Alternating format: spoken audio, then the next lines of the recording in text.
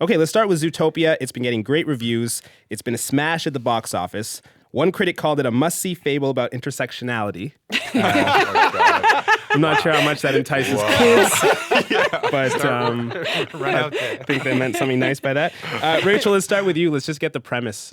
Yeah, so it's set in a big city, and it's all peopled by animals that are divided into prey and predator. And there's been a history of discrimination and intolerance between the two. The predators now have some institutional power in terms of running the police. There is a bunny who is prey who joins this police force. And the film looks at how people discriminate, how these animals discriminate against one another based on whether they're prey or predator. So in addition to being kind of a story about this female bunny's rise to her own kind of feminist empowerment in the film, it's also a film about racial profiling and policing. Wow. Yeah. In a Disney movie. Fantastic. Wow. So, Charles, Yes. the movie touches on some big themes that Rachel Yes. just outlined there. As a filmmaker, how can an animated film address these topics in a way maybe another film can't? Yeah, first of all, I just want to say Judy Hopps for Toronto Police Chief. I love this character. I think the amazing thing about it is that your message can be softened and can be absorbed in this medium in a whole different way. I think the history of animation has always come from the state of poetry and internal sort of reflection about us as humans, and we see these beautiful things hidden from inside out. There's certain animated films, but I think that the animators are smart people and how they inject these themes. But this particular film, I think, stands out from the rest, specifically because it's so timely right now. Mm-hmm. Mm-hmm. Stephen, do you think Zootopia signals a shift for Disney films? Oh, definitely. Yeah. I mean, I think, to me, one of the saddest facts about human existence as it currently operates, culture generally, is actually how racist children's stuff is. Yeah. And especially, animated stuff. I mean, you think of this as like, oh, it's safe, but like Disney was an apostle of racial purity. I mean, if you look at the stuff that is cut from Fantasia, I mean, it's not like dubious. It's like really terrifying. And then, the other... I remember when my son was young and I was introducing him to Asterix, Asterix and all those comic books. Yeah. And we were reading it and he said, "Dad, why do the pirates have a gorilla?" He was like 4 years old. And that was the black guy in the Pirates, right? And it was like, oh, so what do I do here? And then when you actually watch even Pixar movies, even relatively recent movies, like one of the saddest things ever was the jive-talking robot in the Transformers, where it's like, it just shows how deep the racial imaginary goes in this material when it's like, okay, these are robots from another universe, but they still are talking as if they're like, jive talk, right? And it's just, it's incredibly upsetting. Even things like Monsters, Inc., where, you're just going along and it's fine. But then there's an Italian greengrocer who talks like this, all right? I mean, broad stereotypes. So, yeah. For me, watching this film, it is kind of sad that like this, although I don't know how much children will get of this post-racial moment, but on the other hand, I think it's actually kind of reacting to things that are already working in this space that maybe we don't think about, but are definitely there. I mean, I know Germany's had a big problem with, what's the redheaded girl? Pippi Longstocking? Pippi Longstockings, because she goes to live with the cannibals, right? And this is a beloved children's story. But, are you going to be reading it to your kids about like going and living with the cannibals? Well, that's the one thing I've always wondered is what are you seeing your kids take from some of these stories, like Inside Out or something as layered God as this? knows. Yeah. I mean, What I think is interesting with this is I think that Zootopia is great, and I think it's nice to have Disney, branch out in this way.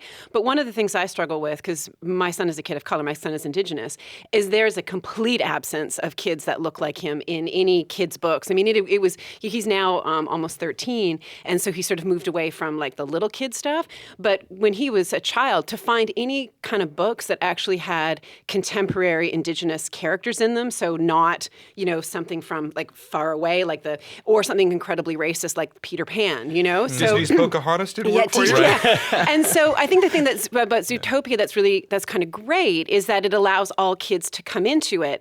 But it also seems like, okay, so we can make a movie with talking animals, but we actually can't make a movie with a bunch of like racially diverse kids. I know. Don't you find that just so depressing? I mean, is it's just depressing. Like, you know, it's Aesop's really... fables. Like, why do Aesop's fables translate? Or like the Anansi stories. Right. From Africa, or like any of these stories, like they're beyond these human categories that limit and distort us, right? Yeah. And then to have those to be unable to tell a story without that limitation and distortion, that's just absolutely. really upsetting. It's great that it's. I agree with it. It is upsetting to that factor. And then I mean, you look at the Idris Elba character even in this as well, and our little, you know, it's very interesting. Still, some things pertain like well, sure, because there's often racialized coding in representation of people of different races as certain kinds of animals, right? Too. So there's also that. Like the whole predator prey thing also goes into very It's not a perfect weird... metaphor. No, it's not a perfect metaphor. It's a troubling. I mean, it is a troubling Well, it's a troubling metaphor. metaphor because predators want to eat. That's what they're do by nature. Right. Right. So But I love that theme of like, you know, how they're exploring this conspiracy for you know, species. Can you quickly, Charles, explain the Idris Elba character in this? Yeah, the Idris Elba character plays the basically the police chief, and he's this big oxing like,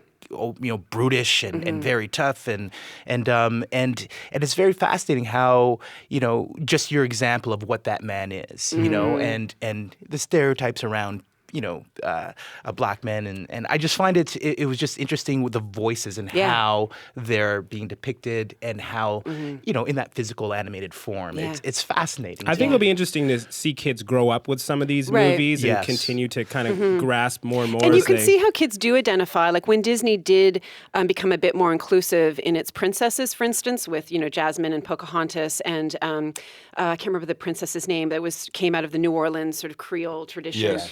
And to see that it actually did, I think, have an impact for particularly little girls in terms of seeing princesses that resembled them. And I think that this, in a way, this Disney film is a way to kind of also capture boys, because I think a lot of the princess movies did not have the same appeal to boys or parents of boys to have them go see a Disney, a princess movie.